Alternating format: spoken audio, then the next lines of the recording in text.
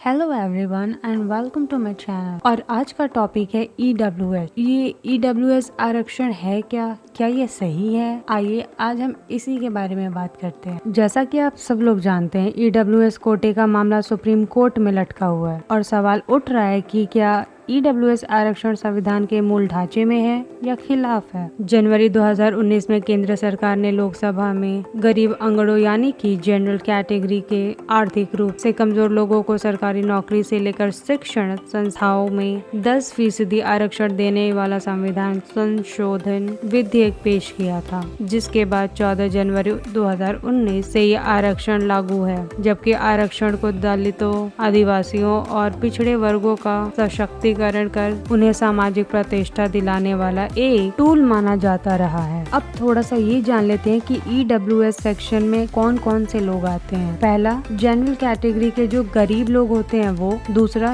जो ST, SC, OBC नहीं है। तीसरा, जिनकी सालाना आमदनी 8 लाख से कम है। चौथा, गाँव है तो जिसके पास 5 एकड़ से भी कम खेती की जमीन है या 1000 वर्ग फुट का मकान है। पांचवा, जिस परिवार के पास अधिसूचित निगम में 100 वर्ग गज या गैर अधिसूचित निगम में 200 वर्ग गज प्लॉट का प्लॉट है। लेकिन आखिर ये ईडब्ल्यूएस का मामला सुप्रीम कोर्ट में लटका क्यों है? दरअसल सुप्रीम कोर्ट में ईडब्ल्यूएस कोटे पर 3 सवालों के जवाब ढूंढे जा रहे हैं। पहला, क्या 103वें संविधान संशोधन से आर्थिक आधार पर आरक्षण देना संविधान के मूल ढांचे का उल्लंघन है? दूसरा, क्या 103वें संविधान संशोधन से निजी स्कूल, कॉलेज में आरक्षण संविधान के मूल ढांचे का उल्लंघन है? तीसरा, क्या ओबीसी, एसटी, एससी को ईडब्ल्यूएस आरक्षण से बाहर रखना संविधान के मूल ढांचे का उल्लंघन है? उससे पहले हम ये जान लेते हैं कि 103वां संशोधन है क्या आखिर में। जब संविधान में दिए किसी कानून में बदलाव होता है, नई बात जोड़ी जाती है या फिर पूरा का पूरा